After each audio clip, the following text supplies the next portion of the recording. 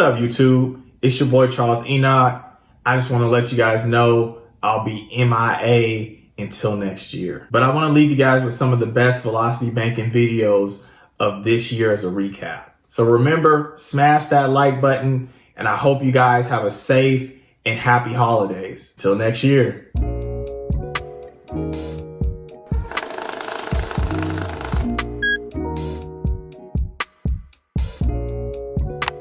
So I've been getting some emails about how do you know which credit card to start paying off first when you're doing Velocity Banking. So to quickly answer the question, in my opinion, you're going to want to pay off the credit card that is charging you the most interest. This will obviously increase your cash flow at a higher rate during the pay down period and once you pay it fully off. So the real question is, how do you know which credit card is charging you the most interest? And since credit cards charge simple interest, there is a basic equation that we can do to configure how much interest is being charged on each credit card. And we'll be breaking this down, but first, you already know, I'm gonna ask you guys, go ahead, smash that like button for a brother. Make that thing turn blue. Also, if you're new to the channel or you've been watching a couple of my videos and you haven't hit that subscribe button, go ahead, take that little bitty time, hit that subscribe button for me. I do appreciate anybody that does this. It does help me reach a higher audience base. All right, now that we got that out the way, let's hit this whiteboard. Let's learn how to calculate credit card interest. Let's go. All right, so we at the whiteboard. You already know, we get straight down to business. I don't have a name for this individual. We just gonna call him off the top, Credit Card Craig here. So let's see, we got Credit Card Craig. His income is gonna be $2,500. Expenses are gonna be $2,200. Part of those expenses is gonna be the rent, which is $1,000 that's rolled into the $2,200. So his cash flow is gonna be $300 every month. Now, Credit Card Craig has 2 credit cards and he needs to decide which credit card he wants to pay off first and start Velocity Banking. So credit card number 1 has $10,000 on it and the interest rate is 10%. Credit card number 2 is going to have $5,000 and the interest rate is going to be 25%. Now, just to make it simple, we have credit card number 1. The minimum payment on the credit card is $200. And credit card number 2, the minimum payment is also going to be $200. So the question, we need to figure out which one is charging more interest. Now, credit card number 1 has more debt on there, but a lower interest rate. Credit card number 2 has lower debt, but a higher interest rate. So we're going to look over here and we're going to ask ourselves the question, which do I pay off first? So this is where we learn that simple interest calculation to figure out what exactly is the interest that the credit card is charging us every month. So for credit card 1, what we're going to be doing, we're going to take the $10,000 and we're going to times that by 0.10. That's pretty much 10%. We're going to divide that by 12 because there's 12 months within a year. And we're going to get $83.33 that it is charging us in interest when it's at that $10,000 debt level. Now, we're going to go to credit card number 2 and we're going to use that same equation here. So we have $5,000. We're going to times that by 0.25, which is the 25% interest rate that they're charging us. We're obviously going to divide that by 12, which is going to give us $104.16 that it is charging us for interest. So looking at both of these, we're obviously going to choose credit card number 2 to pay off because it is charging us more interest. Even though credit card number 1 has more debt, credit card number 2 is hurting our cash flow more than credit card number 1. And it's pretty much around that $20 mark that it's hurting our cash flow more. All right, now we're on the other side of the board. Since we have figured out which credit card to be paying off first, we're going to look at the method on how we're going to be paying that credit card off. And we're going to see what the simple interest is in the true cash flow that we're going to be receiving every single month. So, step number one of the method, credit card Craig is going to pay his rent $1,000 out of his own cash. So remember, his income is $2,500. Now he's going to pay credit card number one, the minimum payment, which was $200. He's going to pay that off as well for that month. So that's $1,200 of his cash he's going to pay, and pay it on the rent and pay it on the credit card. Now step number two, he's going to put the rest of his income on credit card number two, the credit card that we're wanting to pay off. So that's going to be $1,300 that he will put onto credit card number two. Now the balance on that credit card, remember, was $5,000. So once we put that $1,300 on there, the balance is going to be $3,700. Now we're going to go to step three. We're going to pay all other expenses with credit card two. So the $1,300 that we put on there, we're going to pay all the expenses out of that same credit card. So the expenses that are left is going to be $1,000. Because remember, we paid $1,200 and our expenses are $2,200. So it's going to be $1,000 that you're going to charge on the card. Now, to break this down a little bit, you put $1,300, part of your income, on credit card number two. Now, $1,000 went out because you had to pay $1,000 left in expenses.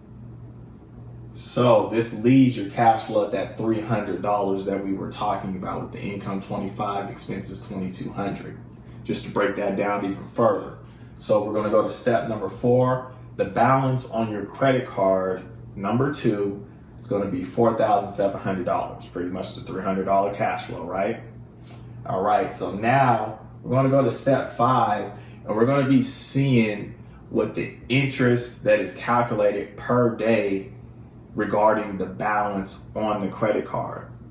So when the credit card has $3,700 on there, this is the daily interest that's being charged on your credit card.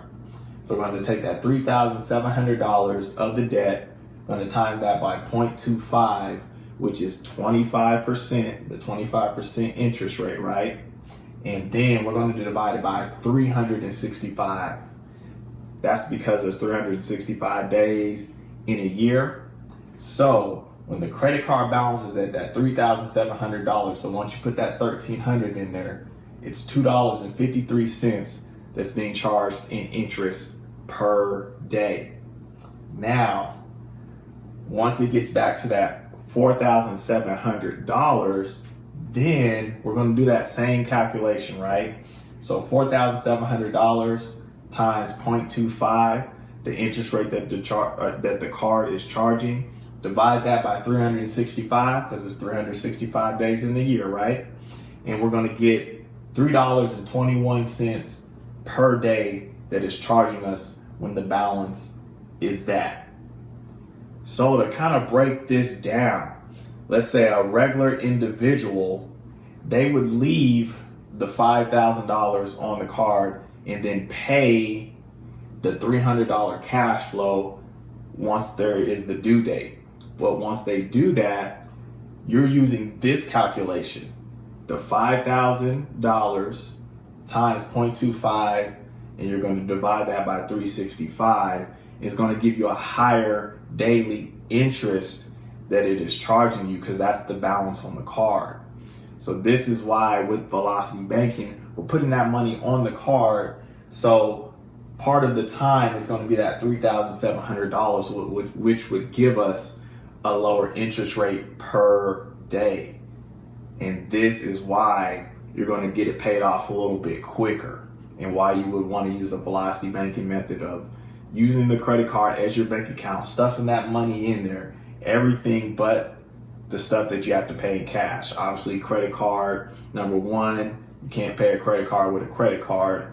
You're gonna have to use the cash out of your income, out of your check. And then a lot of times for the rent, you can use plastic, but a lot of times it's easier just to, pay in cash. So those are the two things that we have to pay in cash, but everything else we're dumping it on there so we can stay at that $3,700 for, let's say, even half of the month here. So we're gonna further break it down just a little bit here. So what I did was we're gonna use the $2.53 per day. We're gonna use that for 15 days. And then we're gonna use the $3.21 for 15 more days. So we're just hypothetically saying that, hey, half the time the car was at that $3,700 balance and they were charging us this interest rate, and half the time they were charging us that interest rate. So if we're adding that together, so the 2.53, we times that by 15, we're gonna get 37.95% or 37.95 for the interest that they have charged us. We're gonna do the same thing for the $3.21. We times that by 15, we're gonna get 48.15. We add that up, the total interest was $86.10 that the credit card will be charging us, which is lower than 104.16, right? So our cash flow is $300. If we just use the 2,500 and then the 22, we got the cash flow 300. We would have to minus that by 86.10, which is the interest that they charged us for that month. And then our true cash flow is $213.90. Now remember, with the simple interest, it always going to be dictated on what is the debt for this calculation. So the true cash flow is always going to be growing, right? Until you get that paid off.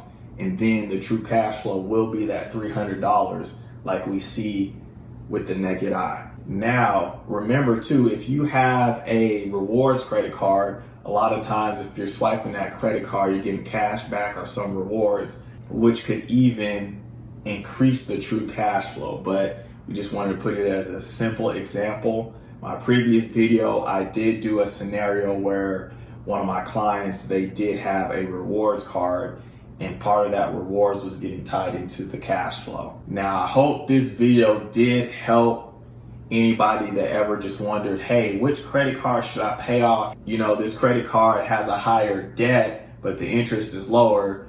This credit card has a lower debt, but the interest is higher. I'm not sure which one to start off with. We're going to be using that equation to figure out which one is pretty much hurting your cash flow more, and then I would focus on attacking that. So if this video did help you, again, smash that like button for me, make that thing turn blue, help a brother out. And if you're new to the channel, go ahead, take a little time, hit that subscribe button for me. I really do appreciate it. Again, it does help me reach a higher audience base. And like always, you guys have a good weekend. Peace out.